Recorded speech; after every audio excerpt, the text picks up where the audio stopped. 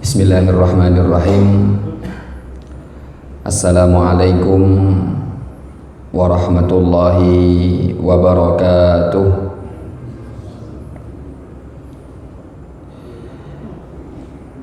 Alhamdulillahi rabbil alamin. Wa bihi nasta'inu ala umurid dunya waddin. Wassalatu wassalamu ala ashrafil anbiya'i wal mursalin Sayyidina wa habibina wa maulana Muhammadin wa ala alihi wa sahbihi ajma'in wa man tabi'ahum bi ihsanin ila yaumiddin wa sallama tasliman katsira. Qala Allah Ta'ala fi kitabihil karim, ya ayyuhalladzina amanu taqullaha haqqa tuqatih wa la tamutunna illa wa antum muslimun. Ya ayyuhan nasu taqu rabbakumul ladzi khalaqakum min nafsin wahidah wa khalaqa minha zawjaha wa batha minhuma rijalan katsiran wa nisaa'a wattaqullaha alladzi tasaaluna bihi wal arham innallaha kana 'alaikum raqiba. Amma ba'd. Bapak dan Ibu jamaah Masjid Al-Falah yang semoga dirahmati oleh Allah Subhanahu wa Ta'ala. Alhamdulillah, kita bersyukur kepada Allah Subhanahu wa Ta'ala atas segala nikmat yang telah Allah berikan kepada kita. Hari-hari ini kita diuji oleh Allah Subhanahu wa Ta'ala. Ada yang diuji tentang kesabarannya, dan ada pula yang diuji tentang rasa syukurnya. Saudara-saudara kita yang mungkin diberikan oleh Allah Subhanahu wa Ta'ala beberapa cobaan. Bagaimana rumahnya tergenang air, bagaimana akses depan rumahnya tergenang air, dan berbagai macam ujian yang lain yang Allah Subhanahu wa Ta'ala masih menguji mereka. Maka di saat itu mereka sedang diuji kesabarannya atas setiap musibah yang Allah Subhanahu wa Ta'ala berikan, atas setiap ujian hidup, atas ujian hidup yang Allah Subhanahu wa Ta'ala berikan kepada mereka. Di saat yang sama kita pun juga sedang diuji. Ketika saudara-saudara kita yang terkena ujian dari Allah, apakah mereka bisa bersabar? Dan kita sekarang yang mungkin tidak merasakan apa yang mereka rasakan, apakah kita bisa bersyukur kepada Allah Subhanahu wa Ta'ala? Cukup banyak foto-foto yang mungkin masuk ke dalam HP kita. Cukup banyak broadcast atau pesan-pesan yang mengabarkan tentang saudara kita, tentang kesusahan yang mereka alami. Maka apakah kita telah menjadi orang yang bersyukur kepada Allah Subhanahu wa Ta'ala atas nikmat yang Allah berikan kepada kita? Di waktu malam kita bisa tidur nyenyak di atas kasur. Di saat yang sama saudara kita mungkin tidur pun tidak bisa. Di saat yang sama kita walaupun dingin masih bisa menikmati malam, tapi saudara kita bajunya mungkin sudah basah, turun dari kasurnya sudah basah, atau mungkin bahkan kasurnya pun juga sudah basah. Maka semoga hari-hari ini menjadikan kita menjadi pribadi-pribadi yang pandai bersyukur kepada Allah Subhanahu wa taala. Ikhwan fiddin, Bapak dan Ibu yang saya cintai karena Allah Subhanahu wa taala, dan semoga dirahmati oleh Allah Subhanahu wa taala. Allah Subhanahu wa taala berfirman mengabarkan bahwa di antara tabiat, di antara watak manusia punya kecondongan untuk berbuat melampaui batas. Ini watak yang ada pada setiap manusia. Ini tabiat yang ada dalam setiap manusia. Mereka ada tabiat untuk melakukan, untuk bersikap melampaui batas. Allah Subhanahu wa taala berfirman di dalam salah satu firman-Nya, kalla innal insana layatgha. Innal insana layatgha, kata Allah. Sesungguhnya manusia itu benar-benar melampaui batas. Ini yang mengatakan, yang menggambarkan, yang mensifati kita adalah Rabb yang menciptakan kita. Ngerti tentang watak kita semua, faham tentang tabiat manusia, bahwa manusia, kata Allah, benar-benar melampaui batas. Dan Allah Subhanahu wa taala dalam ayat ini memberikan penguat bahwa memang manusia itu sukanya berbuat melampaui batas. Yang pertama, penguat yang pertama Allah katakan inna, sesungguhnya. Berarti kata sesungguhnya itu digunakan untuk menekankan sebuah ucapan. Yang kedua, kata Allah, Allah sampaikan, Allah tambahkan huruf lam. Layatgha. Yatgha itu artinya melampaui batas. Tapi ketika ditambahi layatgha, lanya pendek, layatgha, maka maksudnya juga menekankan, benar-benar melampaui batas. Lihat bagaimana Allah mensifati kita manusia, innal insana layatgha. Sesungguhnya manusia benar-benar melampaui batas. Ini tabiat kita, Bapak dan Ibu yang saya cintai karena Allah. Ini watak kita. Sering kita melampaui batas, sering kita meninggalkan perintah Allah, sering kita menerjang larangan Allah Subhanahu wa taala. Dan kapan manusia itu berpotensi besar melampaui batas? Lihat firman Allah pada ayat yang selanjutnya. Apa lanjutan ayat ini?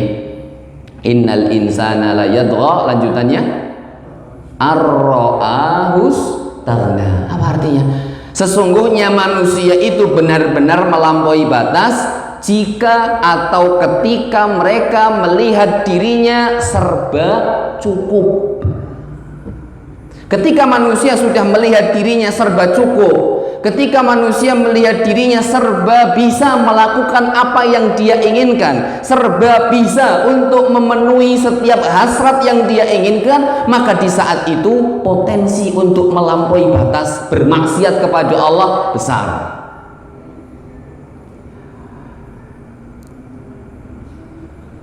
Bapak dan Ibu yang saya cintai karena Allah Subhanahu wa taala, ketika seorang pingin A, dia bisa keturutan dengan apa yang dia miliki.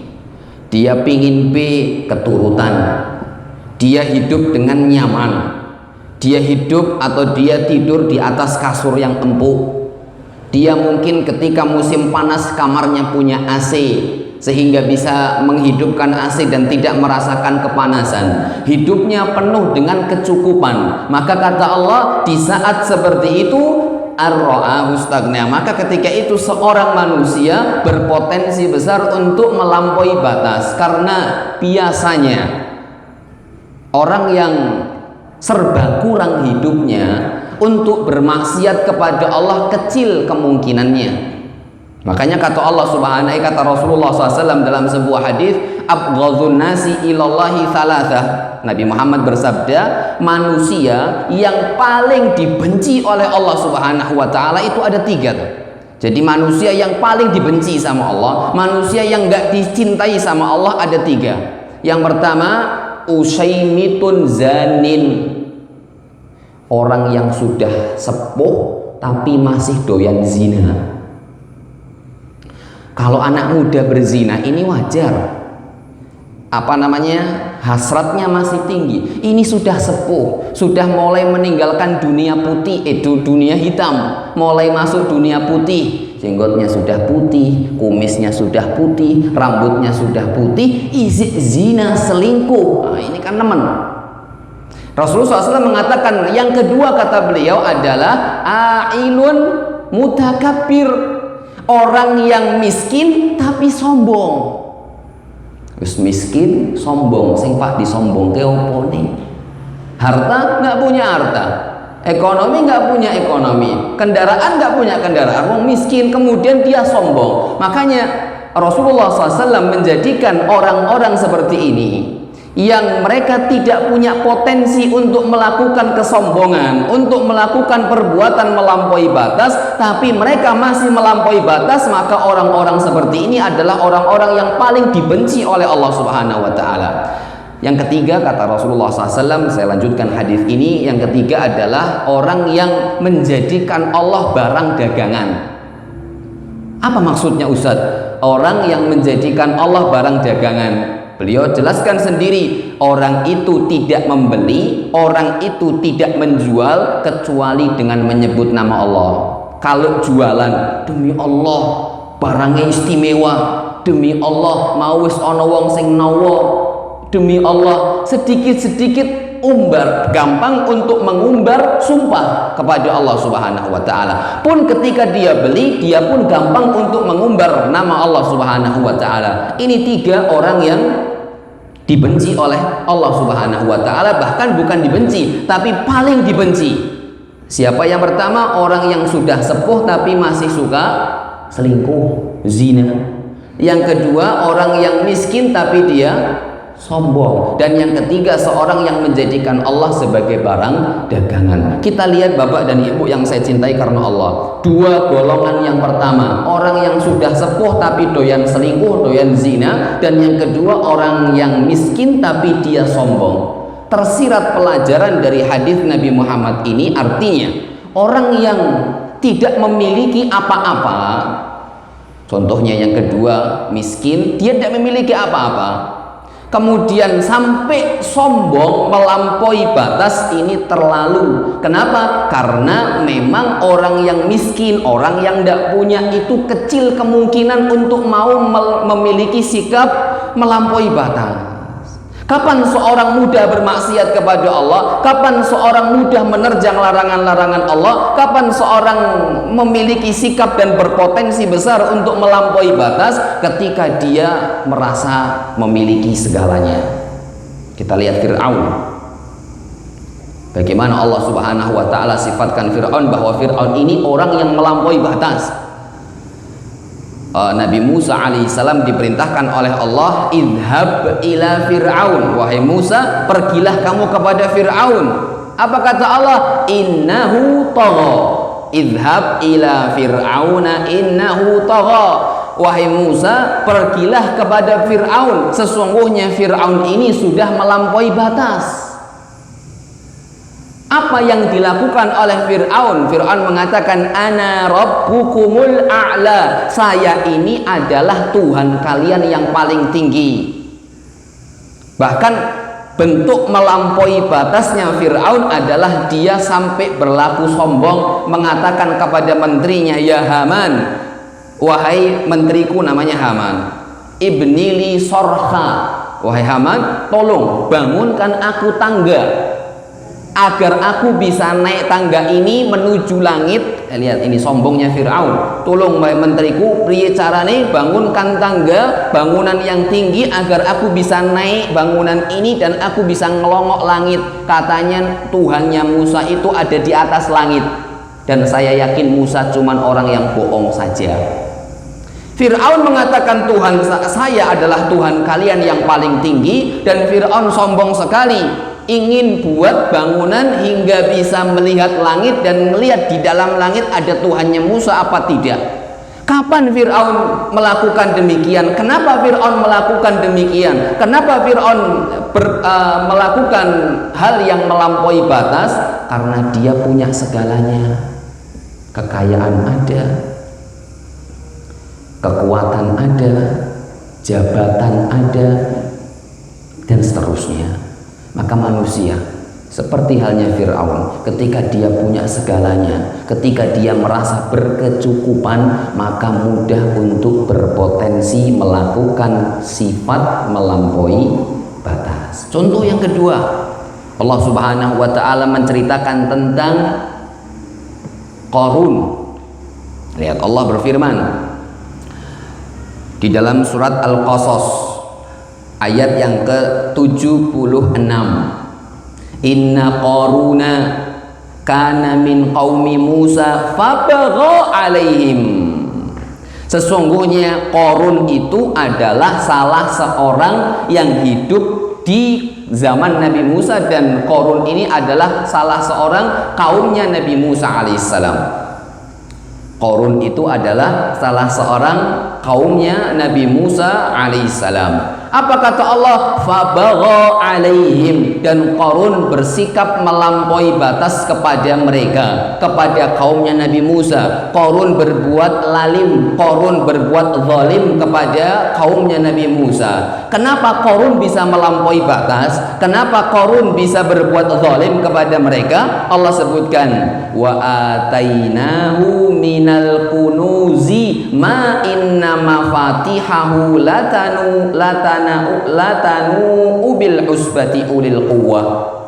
Kenapa Qarun punya sikap melampaui batas? Karena kata Allah, kami berikan kepadanya harta kekayaan yang kunci perbendaharaan kekayaannya saja dipikul oleh beberapa orang yang kuat.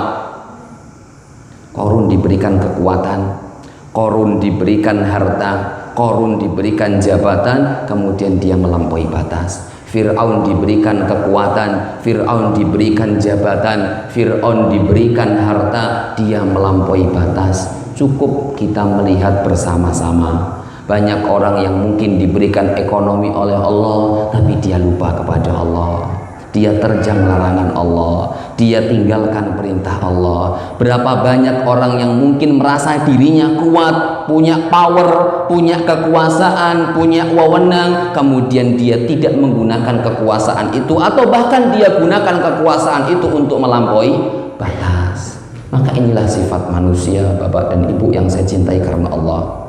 Ketika manusia merasa memandang dirinya penuh dengan kecukupan, maka potensi untuk melampaui batas itu besar.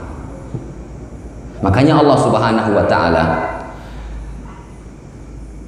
baik secara teori atau di lapangan, Allah ingatkan kita bahwa kita ini semampu apapun, secukup apapun, kita tetap butuh kepada Allah, baik secara teori ataupun secara lapangan.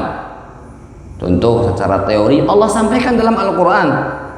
Allah berfirman, ya ayyuhan nas, wahai sekalian manusia. Lihat, Allah panggil manusia secara umum, tidak tanggung-tanggung, tidak pilah-pilih. Manusia yang mukmin dia dipanggil, yang kafir juga dipanggil, yang laki dipanggil, yang perempuan dipanggil, yang kaya dipanggil, yang miskin dipanggil, yang tua dipanggil, yang muda dipanggil, bahkan yang kecil dipanggil. Karena Allah panggil dengan kata annas, wahai sekalian manusia. Apa kata Allah? Antumul fuqara'u ilallah. Kalian ini fakir, kalian ini butuh kepada Allah Subhanahu wa ta'ala. Allah Subhanahu wa taala dalam ayat ini mengatakan antumul fuqara, bukan antumul masakin. Miskin dan fakir itu berbeda. Miskin itu punya tapi tidak bisa mencukupi. Tapi kalau fakir benar-benar nggak punya apa-apa. Sehingga kita, kata Allah dan Allah sifatkan kita antumul fuqara, wahai manusia sekalian, bahkan yang kaya sekalipun, bahkan yang konglomerat sekalipun, bahkan yang merasa hidupnya semua serba berkecukupan sekalipun, bahkan yang hidupnya tidak pernah merasakan tirakat sekalipun, antumul fuqara'u ilallah, kalian ini fakir kepada Allah, butuh kepada Allah Subhanahu wa taala. Wallahu huwal ghaniyyul hamid, dan Allah lah zat yang maha mencukupi. Sehingga ketika kita memiliki sesuatu untuk mencukupi hidup kita, bukan dari kita tapi dari Allah, karena Allah lah zat yang maha mencukupi, kata Allah Subhanahu wa taala. Sedangkan kita secara zatnya, manusia secara asalnya memang fakir, nggak punya apa-apa. Allah Subhanahu wa taala ingatkan, Nabi Muhammad ingatkan, ini masih secara teori. Allah firmankan dalam Al-Qur'an, Nabi Muhammad ingatkan dalam hadis. Apa yang beliau ingatkan? Aslih li sya'ni kullahu wa la takilni ila nafsi tarfata ain. Ya Allah, bantu aku, urusilah urusan-urusanku ya Allah, dan janganlah engkau berikan urusanku kepada aku sendiri walaupun hanya sekejap mata. Kita walaupun cuma sekejap mata, Allah tidak membantu urusan kita, kita tidak akan mampu. Dan kita berarti dalam hadis ini butuh dengan Allah Subhanahu wa taala. Oke, kadang dengan teori kita ini lupa dengan ayat Al-Quran, dengan hadis Nabi Muhammad, karena mungkin belum pernah baca ayatnya, belum pernah baca hadisnya, atau sudah pernah baca tapi lupa karena itu sekedar teori. Allah kadang ingatkan dengan lapangan, dengan adanya musibah. Yang tadinya merasa berkecukupan, mampu kredit mobil, mampu kredit rumah, mampu kredit apa saja, hanya dengan makhluk Allah yang gak kelihatan, corona, kalang kabut sudah itu. Cuma dengan corona, akhirnya yang tadinya gajinya besar, insentifnya besar, yang tadinya masih bisa untuk kredit rumah, kredit mobil, dengan adanya corona, sudah. Yang tadinya bisa kredit mobil mulai kebiek, bingung tuh mau bayar pakai apa, karena dia bayar kredit mobil atau kredit rumah dengan uang insentif yang dia dapatkan. Untuk ketika pergi keluar kota dapat insentif, ketika kerja di luar lapangan dapat insentif, dan seterusnya. Dan ketika corona kan nggak boleh keluar-keluar, otomatis insentifnya nggak dapat, mulai kebiek. Hanya dengan corona yang nggak kelihatan, diingatkan sama Allah Subhanahu wa taala, kamu serba cukup tetap tidak bisa. Allah ingatkan karena memang Allah Subhanahu wa taala lah zat yang maha mencukupi, bukan kita sendiri yang mencukupi hidup kita. Maka ikhwani fiddin rahimani Allah wa iyyakum, manusia berpotensi besar untuk bermaksiat kepada Allah ketika dia merasa cukup dengan apa yang dia miliki. Manusia gampang sekali untuk menerjang larangan Allah Subhanahu wa taala ketika dia merasa apa yang dia miliki mencukupi semua kehidupannya. Dan hari ini, detik-detik ini, hari-hari ini, Allah berikan pelajaran itu. Allah Subhanahu wa taala ingatkan kita dengan fenomena yang terjadi di hadapan mata kita, bahwa kita ini tidak bisa apa-apa di hadapan Allah. Dengan corona kita tidak bisa apa-apa, dengan banjir kita pun juga akhirnya tidak bisa apa-apa. Semua yang punya mobil ketika banjir mobilnya ditinggal, dia ngungsi, rela nggak bawa mobilnya. Ketika banjir, motor yang dia bangga-banggakan cuman ditinggal, mau dibawa blebek, nggak bisa jalan. Yang sebelumnya mungkin tanpa adanya banjir semacam ini, dia pergi dengan mobilnya, merasa gampang pergi kemanapun yang dia inginkan. Dengan motornya dia merasa berkecukupan untuk kemana saja. Tapi Allah kirimkan salah satu pasukan Allah, salah satu makhluk Allah berupa air saja, sudah kita kalang kabut, gak bisa ngapa-ngapain. Maka di sini pelajaran yang ingin disampaikan oleh Allah Subhanahu wa Ta'ala, jangan sampai kita merasa kita mampu untuk melakukan segalanya. Jangan sampai kita punya perasaan kita mampu untuk mencukupi semua kehidupan kita. Maka di balik itu semua ada perintah dari Allah untuk kita bertawakal dalam keadaan apapun. Senang ya tetap tawakal, sedih ya apalagi tetap harus tawakal. Karena tawakal itu adalah i'timadul qalbi ilallah, menggantungkan hati kepada Allah. Ketika orang sedang senang, kadang dia tidak menggantungkan hatinya kepada Allah Subhanahu wa Ta'ala. Dia gantungkan dengan apa yang dia miliki. Gampang, saya punya A, saya punya B, saya punya C, saya bisa melakukan apa yang saya inginkan. Dengan air sudah nggak bisa ngapa-ngapain. Dengan corona dia sudah nggak bisa ngapa-ngapain. Maka pelajaran penting adalah tawakal kepada Allah Subhanahu wa Ta'ala. Bapak dan Ibu yang saya cintai karena Allah Subhanahu wa Ta'ala, Allah Subhanahu wa Ta'ala menjadikan tawakal itu adalah sebagai barometer iman kita kepada Allah. Allah menjadikan tawakal sebagai barometer iman kepada Allah. Kita ingin tahu kualitas iman dalam diri, maka lihat seberapa tawakal kita kepada Allah Subhanahu wa Ta'ala. Allah berfirman dalam surat At-Taghabun ayat ke-13, Allahu la ilaha illahu, dialah Allah yang tidak ada sesembahan yang berhak disembah dengan benar kecuali Dia. Apa kata Allah lanjutan ayat ini? Wa 'alallahi falyatawakkalil mu'minun. Dan hanya kepada Allah Subhanahu wa Ta'ala hendaklah orang-orang beriman itu bertawakal. Hanya kepada Allah Subhanahu wa Ta'ala hendaknya orang-orang beriman itu bertawakal. Dalam ayat yang lain Allah berfirman, fatawakkalu in kuntum mu'minin, surat Al-Maidah ayat 23. Bertawakallah kalian kepada Allah jika kalian beriman. Lihat bagaimana Allah menjadikan iman dilandasi dengan takwa, dilandasi dengan tawakal.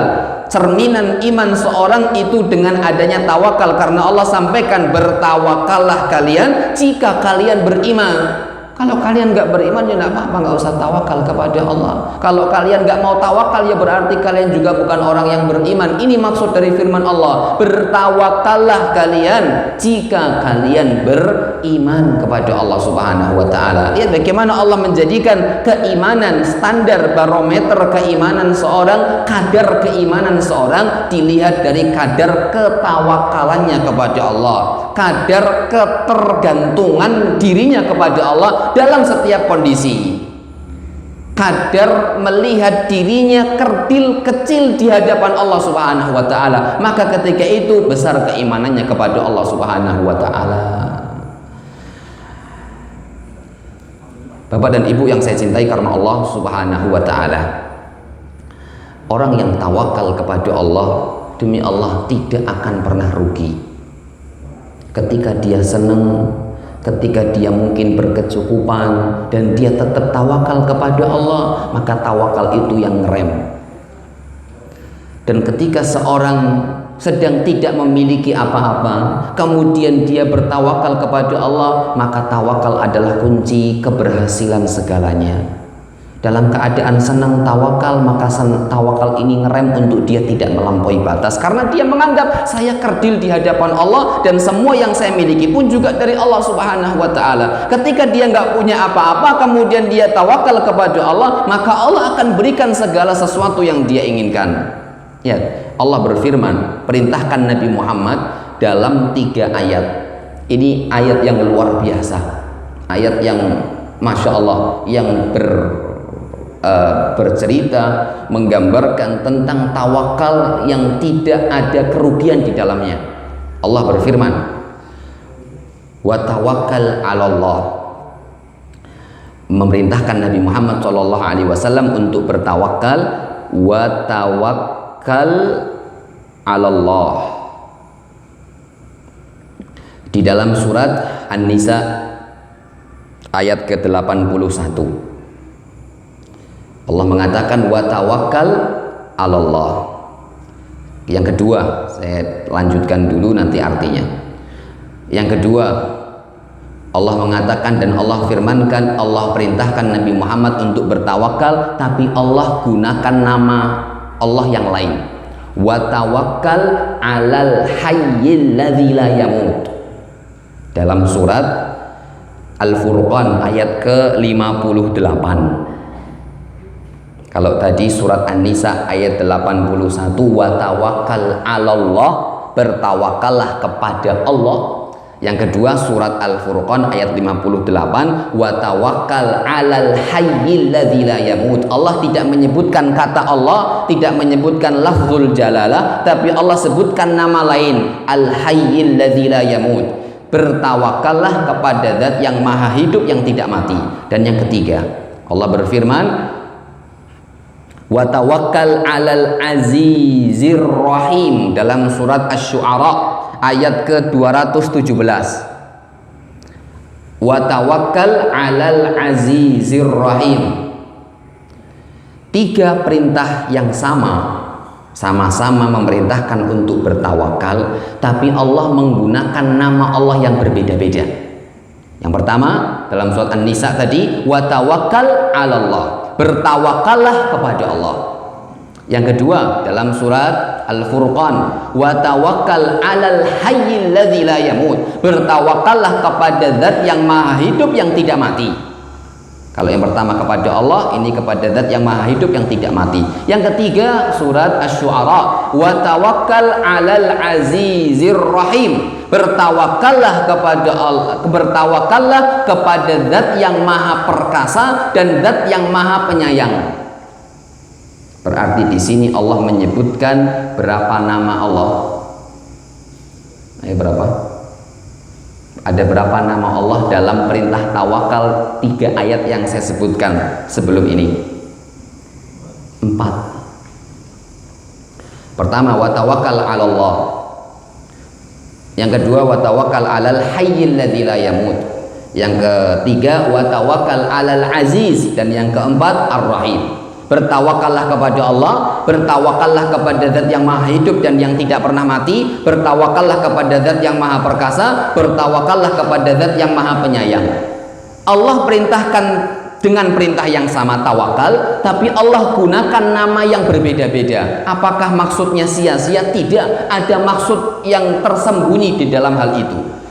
Syekh Shalih Al-Utsaimin hafizahullah ta'ala, beliau menyebutkan kenapa Allah menyebutkan dalam ayat wa tawakkal 'alallah, dalam ayat yang lain wa tawakkal 'alal hayyil ladzi la yamut, dalam ayat yang ketiga wa tawakkal 'alal azizir rahim. Yang pertama, wa tawakkal 'alallah dalam surat An-Nisa, Allah gunakan kata lafzul jalalah, nama Allah.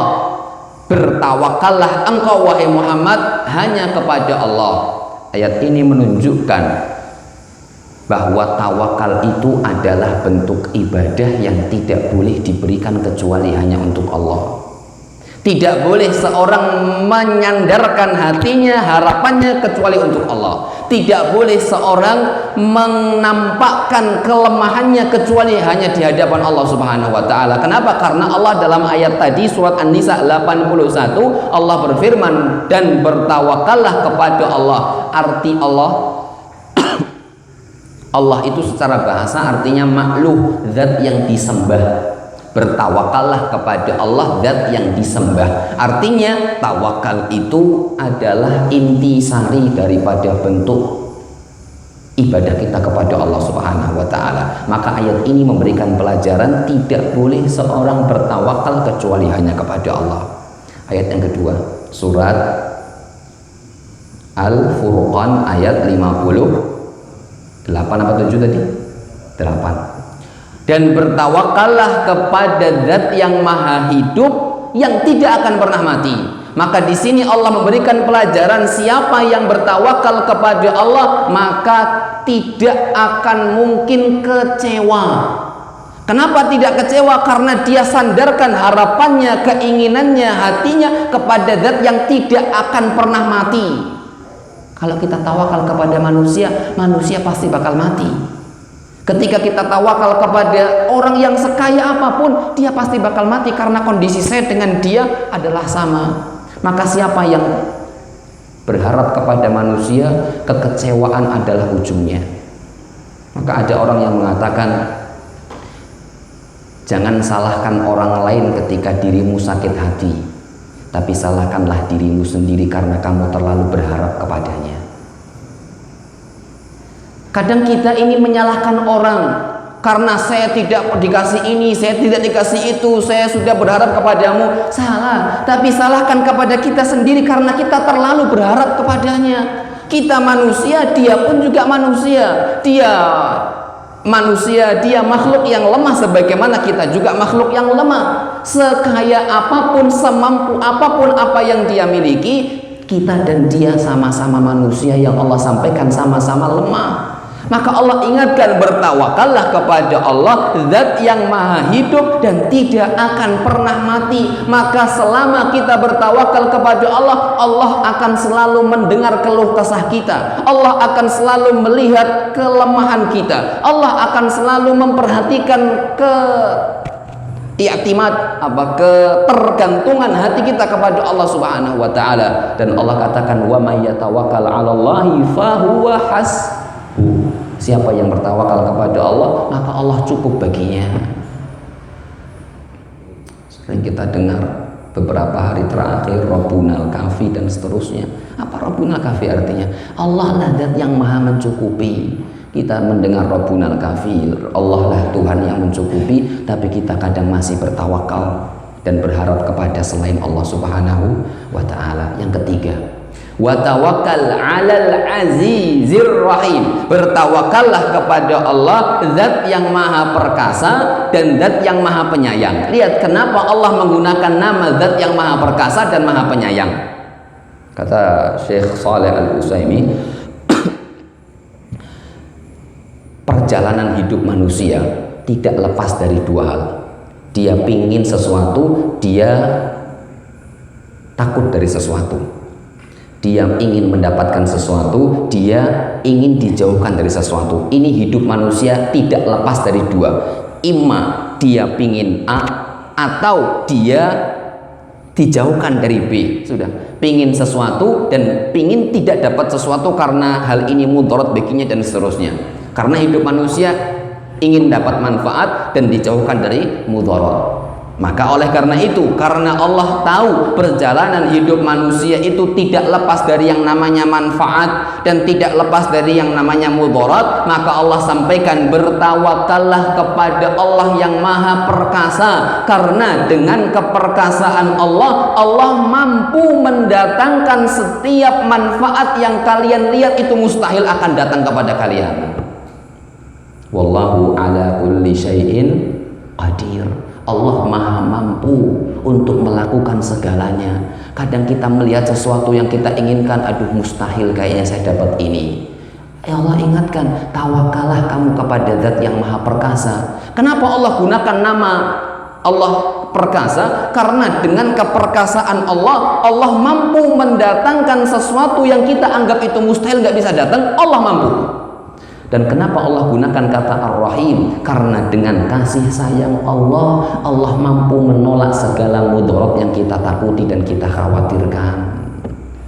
Hidup kita tidak lepas dari ingin mendapatkan manfaat. Hidup kita tidak lepas dari ingin dijauhkan dari mudarat. Dengan keperkasaan Allah, Allah mampu mendatangkan manfaat. Dan dengan kasih sayang Allah, Allah mampu menjauhkan kita dari setiap mudarat-mudarat yang kita takutkan. Maka dari ayat ini, dari melihat perjalanan hidup kita bersama, maka siapa yang bertawakal kepada Allah tidak akan mungkin rugi. Tapi siapa yang bertawakal kepada selain Allah pasti kecewa. Lihat doanya Nabi Zakaria. Ingat selalu doanya Nabi Zakaria. Apa yang didoakan oleh Nabi Zakaria?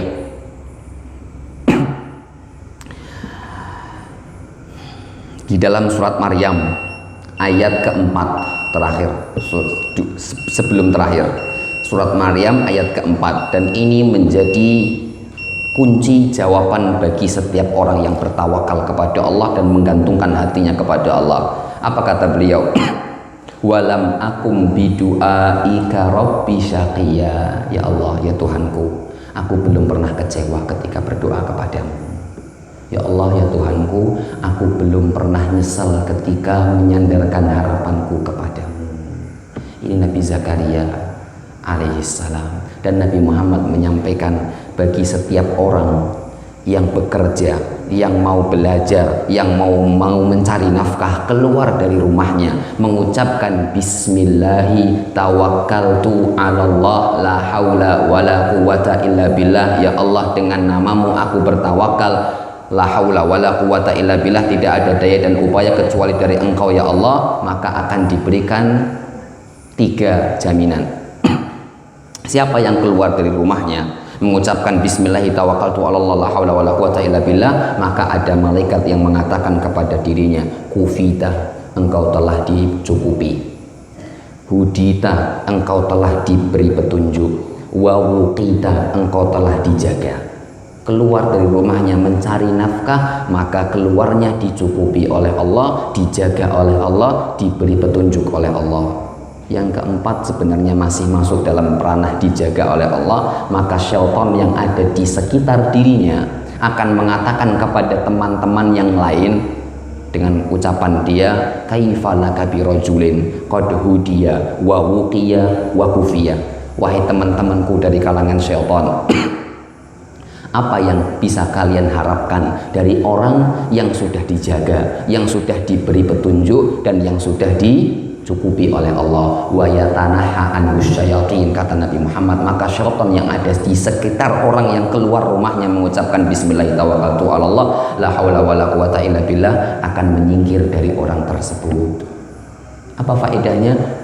Faedahnya keutamaan orang yang bertawakal kepada Allah Subhanahu wa ta'ala. Maka kita ketika memiliki kecukupan, jangan lupa yang mencukupi adalah Allah. Maka enggak pantas ketika kita merasa cukup kemudian kita melampaui batas dan menerjang larangan Allah Subhanahu wa ta'ala. Dan ketika kita mungkin dalam keadaan sempit, susah, kita punya Allah Subhanahu wa ta'ala, dan tidak pernah orang yang bertawakal kepadanya merasa rugi dan merasa kecewa. Semoga ini bermanfaat untuk saya pribadi dan semuanya. Aku qouli hadza wa sallallahu ala nabiyyina Muhammadin wa ala alihi wa sahbihi wa baraka wa sallam. Assalamualaikum warahmatullahi wabarakatuh.